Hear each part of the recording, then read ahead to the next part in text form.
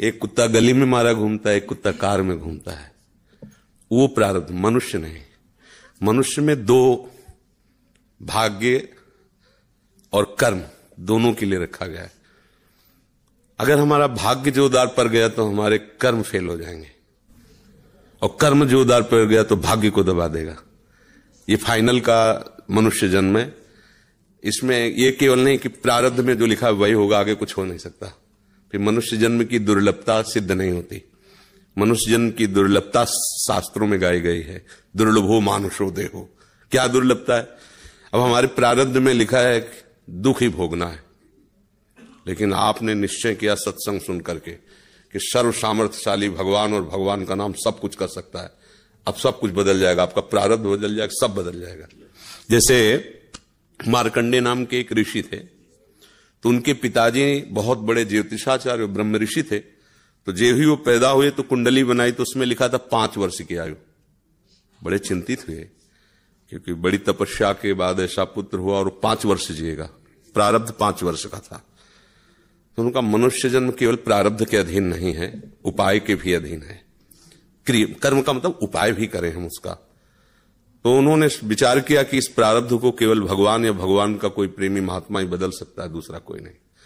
तो जैसे जैसे वो शयाने होते गए, एक एक दिन वो नोट करते हुए, पिता है जब थोड़ा सा 3-4 के बीच की अवस्था है, तो उनका बेटा मेरी एक बात माना करो, ये गंगा के किनारे जितने भी कोई ऋषि महात्मा संत दिखा, सबको साष्टांग प्रणाम करो। अब वो बालक थे, अब संतों को प्रणाम करने की उन्होंने, क्योंकि जानते थे कि संतों की कृपा दृष्टि पड़ जाए तो प्रारब्ध का नाश हो सकता है। अब गुप्त रूप से सनक सनंदन सनातन सनत कुमार भी विचरण ही करते रहते, तो मार्कंडी जी सबको प्रणाम करते थे। तो सब करुणा भरी, भगवान तुम पर दया करें। बच्चा जैसे कोई आप सब प्रणाम करो तो उतना हृदय नहीं, लेकिन अगर छोटा बच्चा तो एकदम उसकी तरफ दृष्टि जाएगी, राधा राधा राधा राधा। एक छोटा बच्चा है, प्रणाम कर रहा है 3-3.5 वर्ष का, तो वो सब संत, और वो चुपचाप बैठ करके देखा करते थे उनके पिता कि किसी ऐसे महापुरुष का आगमन हो जो सृष्टि पर शासन करने की सामर्थ्य रखता हो, तभी प्रारब्ध बदल सकता है। छोटी मोटी तपस्या वाले से प्रारब्ध थोड़ी बढ़ता है। उन्होंने देखा ये चारों तो कुमार हैं, सनक सनंदन सनातन सनत कुमार, जो साष्टांग किया तो वो एकदम, वो भी 5 वर्ष की अवस्था में रहते हैं हर समय। उन्होंने कहा चिरंजीवी भव। बस वो खड़े हो गए, बोले महाराज ये अभागा चिरंजीवी लायक नहीं है, इसके प्रारब्ध में 5 वर्ष की आयु लिखी और चौथा भी पूर्ण होने जा रहा है, कुछ समय का जीवन है। सनकादि ने कहा जो चिरंजीवी भव तो चिरंजीवी भव। हमने उसका भाग्य देख के थोड़ी बोला, उसका आचरण देख के बोला। एक छोटा बालक संतों के चरणों में लेट रहा है, ये चिरंजीवी लायक ही है। बोले महाराज अब भाग्य देख के दे, 5 वर्ष की आयु, अब कैसे? तो उनका हम वो तिथि वो तारीख तुम निकालना, और उस तारीख को हम भी आएंगे, भगवान शंकर के मंदिर में भगवान शंकर के लिंग को ऐसे गले लगवा के बैठालना, हम भी वहीं रहेंगे, देखते हैं कैसे मृत्यु ले जाएगी इस बालक को। ऐसा ही हुआ।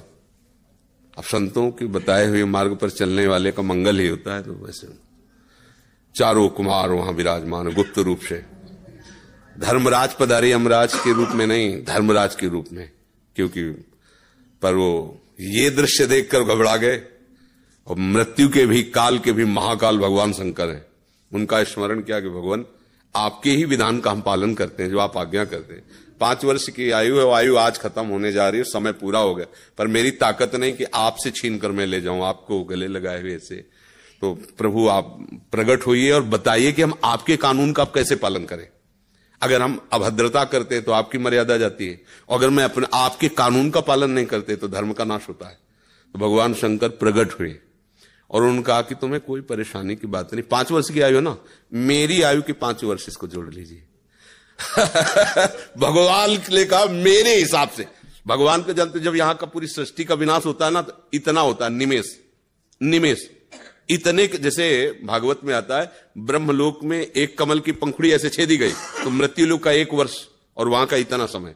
तो भगवान का निमेष और ब्रह्मा की पूरी की आयु व्यतीत हो गई। आज भी अविनाशी हैं मार्कंडे ऋषि, आज भी विराजमान है। क्या हुआ? क्रियमाण ने जोर कर दिया, प्रारब्ध का नाश हो गया। जो प्रारब्ध 5 वर्ष का था वो अविनाशी हो गया, वो अमोघ हो गया। तो हम केवल पशुवत प्रारब्ध भोगने नहीं आए हैं, हम नए प्रारब्ध की रचना भी करने आए हैं। अब वो जो आध्यात्मिक शक्ति से युक्त नहीं है, केवल वो लौकिक बल से चाहेगा तो प्रारब्ध मिटिया मेट कर देगा, और आध्यात्मिक शक्ति प्रारब्ध को मिटिया मेट कर देगा। ये रहस्य है। जो भगवान का आश्रय लेकर भावी मेट सके त्रिपुरारी, भगवान का आश्रय ले लो तो जो कुअंक भाल के हैं वो मिट जाएंगे। हमारा प्रारब्ध इतना जोर, जैसे प्रारब्ध है किडनी फेल, ये पूर्व प्रारब्ध है। मां के गर्भ से इस रोग की रचना हुई, जान तो पाए 35 वर्ष की अवस्था में, 20 वर्ष बाबा जी बनने के बाद। अब मांगते खाते अपने भजन मार्ग में चलते रहे, अब किडनी खराब हो गई। आप क्या, ये तो सब रुपए का खेल इसमें, ये तो इसमें धन चाहिए, हमारे पास कुछ नहीं है। अब हम जिनके आश्रित थे उन्होंने खेल बदला, ये सब व्यवस्था कर दी। ये हमारे प्रारब्ध में नहीं था, प्रारब्ध में तो दुर्गति थी, दोनों किडनी फेल है, लेकिन आश्रय जिनका लिए उन्होंने चैप्टर बदल दिया। अब देखो किडनी खराब, 2 बजे से दिनचर्या चल रही, 2 बजे रात से। ये किडनी वाले पेशेंट की दिनचर्या होती है क्या 2 बजे रात से? तो ये है इनके चरणों का बल, और ये हमारा बल। हमारे बुरे कर्मों का फल हमको मिल रहा है, और उनके आश्रित हैं, तो ऐसे हमारा जीवन कट रहा है, ऐसे गोद में लिए काट रहे हैं। तो हम केवल प्रारब्ध के ही अधीन नहीं, हम कोई पशु नहीं है, मनुष्य जन्म में मिला है। हम नया कर्म करें ऐसा कि हमारे प्रारब्ध, बुरे प्रारब्ध का नाश हो जाए। हम ऐसे भगवान का आश्रय लेकर भजन करें कि हमारा, अच्छा भगवान सब कुछ है। जैसे आपको धन चाहिए तो लक्ष्मीपति है, यश चाहिए तो पुण्य श्लोक है, उन्हीं की कीर्ति से समस्त शास्त्र भरे हुए। जो चाहिए, रूपवान, गुणवान, धनवान, वैभववान, वो सबके समुद्र हैं, उनका आश्रय ले लो, सब कुछ हो जाएगा। अब अगर केवल धन पर लक्ष्य रखोगे, वो भगवान का आश्रय नहीं लिया, तो बुरे कर्मों से भी तुम नहीं बच पाओगे। अब उपाय ये करना चाहिए कि हमारे नए कर्म ऐसे बलवान होने चाहिए कि जो बुराइयां हमसे पीछे हुई वो हमें परास्त न कर पाए। अगर हम यश चाहने की कोशिश करें तो भगवान का नाम कीर्तन करें, गुण और संयम से रहें, सबको सुख पहुंचाएं, अपने आप यश होगा। और अपने यश के लिए हम दंभ पाखंड करें तो बाद में ऐसी कालिक पोतेगी कि ना लोक के रह जाओगे ना परलोक के रह जाओगे। तो हमें यश चाहिए, धन चाहिए, सुख चाहिए, तो एकमात्र भगवान का सहारा लेकर हम भागवतिक आध्यात्मिक कर्म ऐसे करें जिससे सबका मंगल हो जाए, सबको सुख प्राप्त हो जाए। जैसे हमें अच्छा भोजन चाहिए तो दूसरे की थाली से छीने नहीं, अपनी थाली का दूसरे को पवा दे। अब तुम्हारे लिए जो व्यवस्था होगी बड़ी हाई क्लास की होगी, क्योंकि वो सरकारी होगी। वो देख रहा है ना, तुम दूसरों के लिए अपने सुख का त्याग कर रहे हो, तो तुम्हें कभी दुखी देख ही नहीं सकता। दुख उसको मिलता है जो अपने सुख के लिए दूसरों को दुख देता है, दूसरे के सुख का नाश करता है, फिर मालिक उसके सुख का नाश कर देता है। और ये सबको बात लगभग पता है कि किसी को भी दुख देने से तुम्हें सुख नहीं मिल सकता, पर कोई चूकता नहीं अवसर आने पर दूसरे के दुख को दे करके और सुख भोगना चाहता है, इसलिए वो दुखी रहता है। अगर चतुरता आ जाए, विवेक आ जाए और विवेक पूर्वक को अपने कर्म को संभाल ले तो बुरा प्रारब्ध भी टल जाएगा, मंगल ही मंगल, आनंद ही आनंद रहेगा। ये भगवान का आश्रय ले।